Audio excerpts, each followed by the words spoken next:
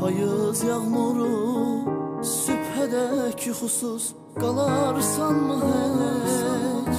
Dalarak xəyala bütün gecəni məni həzin-həzin anarsanmı heç?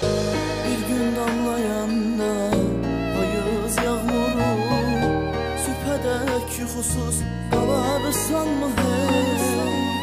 Dalarak xəyala bütün gecəni məni həzin-həzin anarsanmı heç? Salarsan mayada ötən günləri, titrək səslə söylədim sözləri.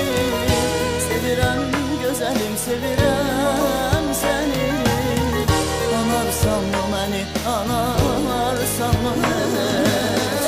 Salarsan mayada ötən günləri, titrək səslə söylədim sözləri.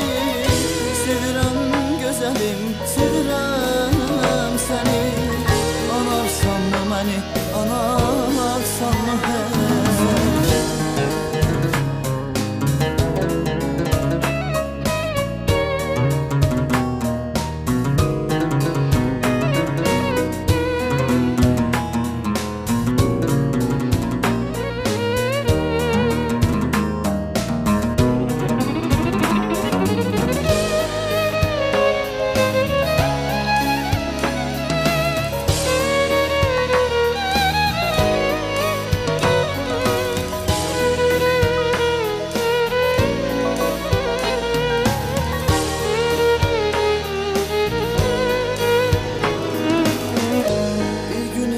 Sonra karşına çıksam, kuruyup yerinde donarsanmı hiç?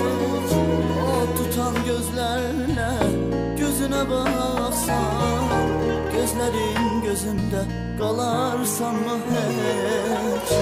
Bir gün iller sonra karşına çıksam, kuruyup yerinde donarsanmı hiç? Gözüne baksam, gözlerin gözünde kalarsanmı hiç?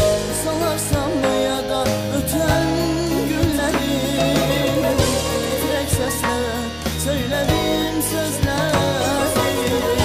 Sevirəm gözəlim, sevirəm səni. Anarsanmı məni,